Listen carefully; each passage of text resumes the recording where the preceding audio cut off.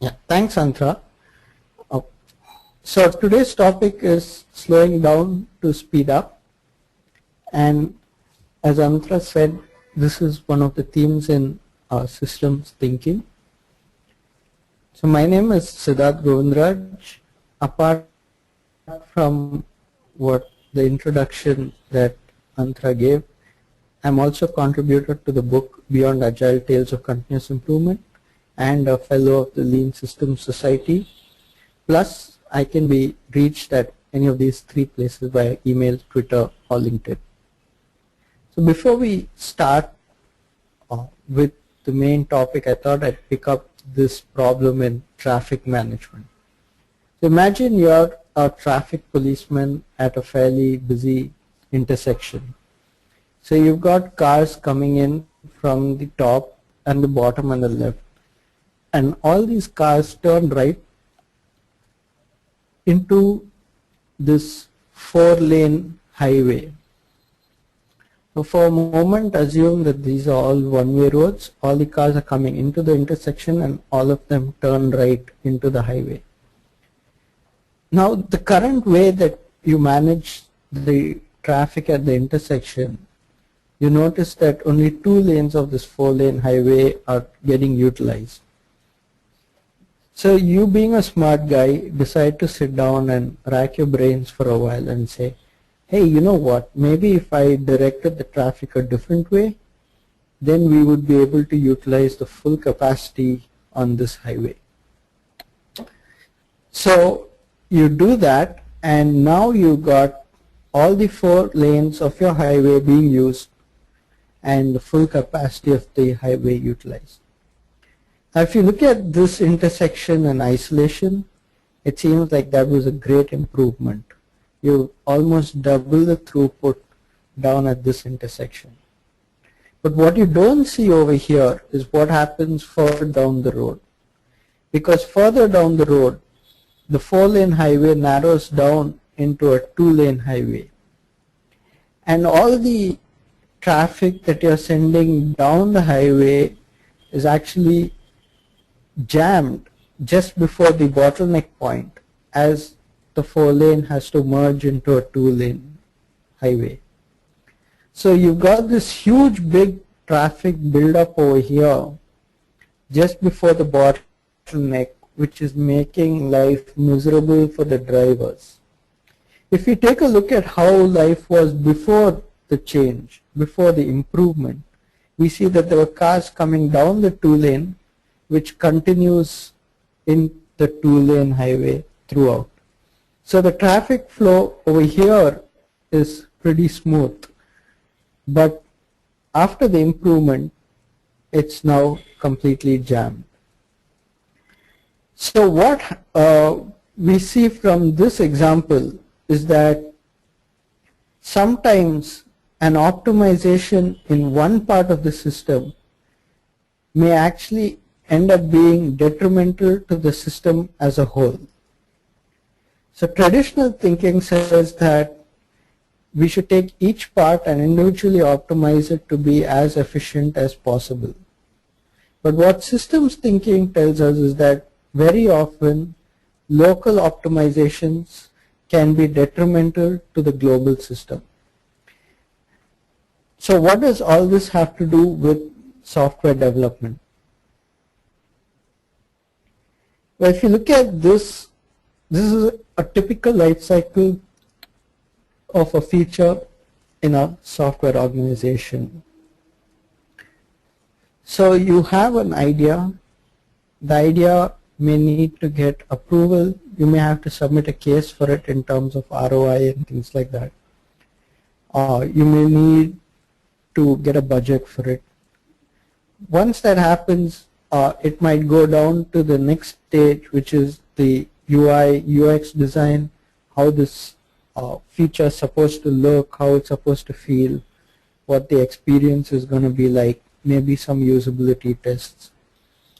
Once that is over, it may get broken down into a bunch of user stories, which finally comes down to the development and test teams. So I marked it as dev/test because in Agile, both are sitting together in the same team. Once the development and test teams have started implementing the user stories, and once they're done with it, they may go down to the system test team. The system test team may do a complete system test of the entire set of user stories before it goes down to the release team.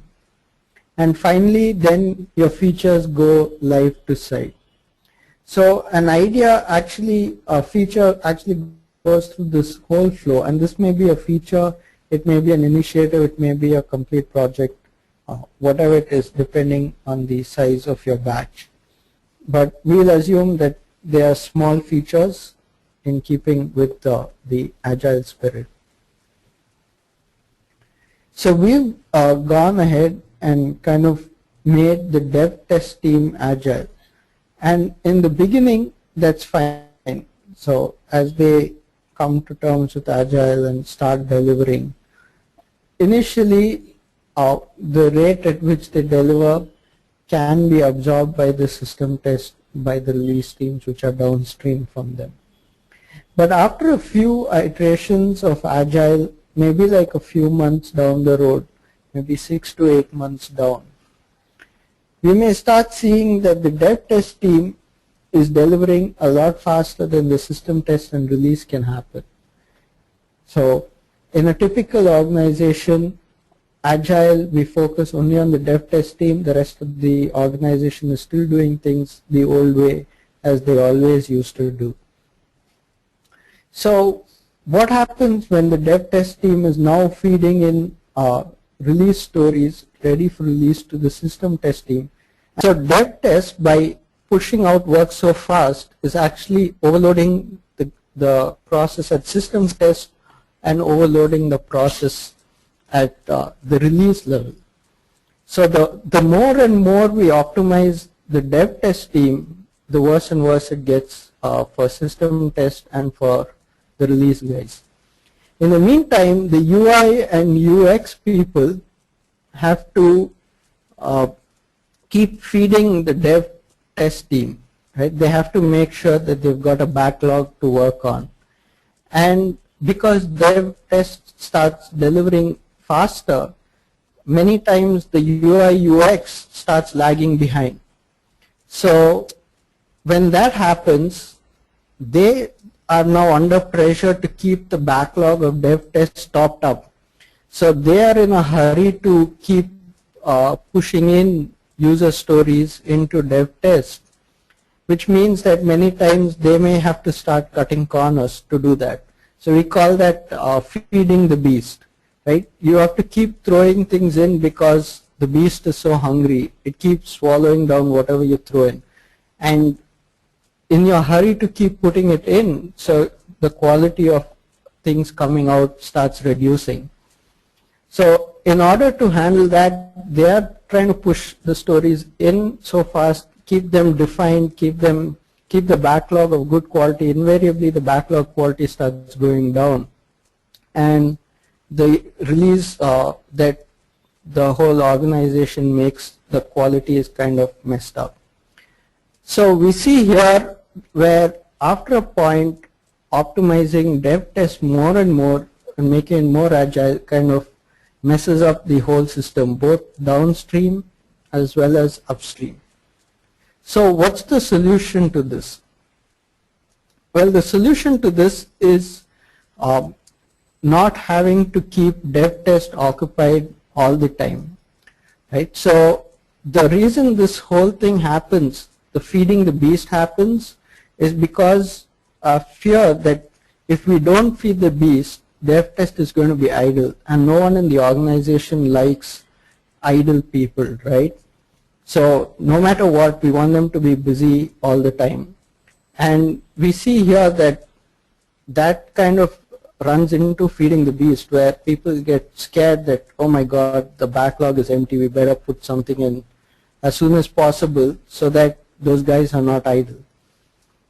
And so if we step back a moment and go back to our traffic analogy, Suppose we say that, okay, let dev test release their features at the rate at which system test and release downstream can handle it. So let's say system test does once every 4 weeks.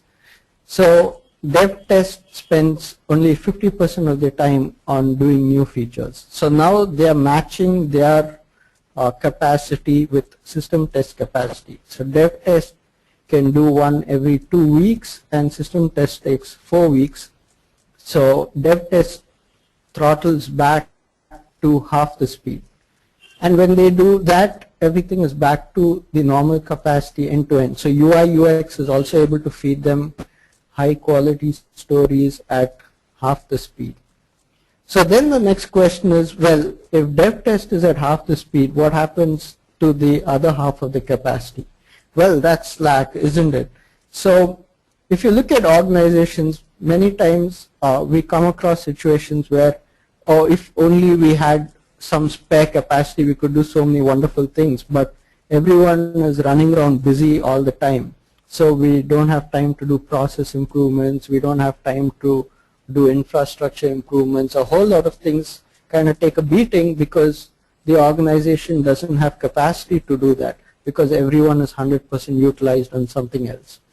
Well, now that dev test throttles back, they've got a 50% slack, and they can use that slack to make improvements in rest of the system. They don't have to use that on new feature work. So for example, dev test might decide that, hey, let us come up, write some kind of automation for system test so that we can cut system test back from 1 month to 2 weeks. Or let's spend some time implementing a continuous deployment process so that release, which used to take 1 month, now takes 1 week or even 1 day, whatever it is. So they've got the slack to then go ahead and make improvements in the rest of the system. So they can see, hey, can we improve the UI UX process with our slack? Can we improve the system test? Can we improve the release mechanism?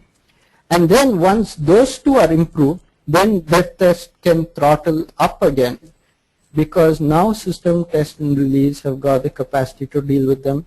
Now UI UX has the capacity to deal with that speed. So by throttling down and creating the slack, we are actually giving ourselves the opportunity to improve the system as a whole.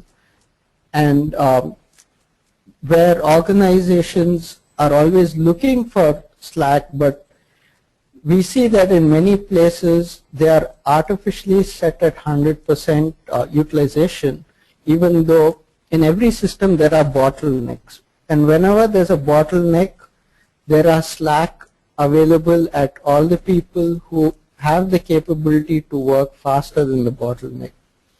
In organizations today, everyone is utilized at 100%, which creates huge amount of traffic jams both upstream and downstream from the places which work faster and put huge amount of pressure on the bottleneck areas. The net result is a hugely inefficient system. If we could throttle back to the bottleneck capacity down the whole system, then A, we can actually improve our flow, and B, we generate slack in many places which can be used to improve the process of the whole system. And once that process improvement at an end-to-end level happens, then the whole system can throttle up to a much faster capacity, leading to a much better system.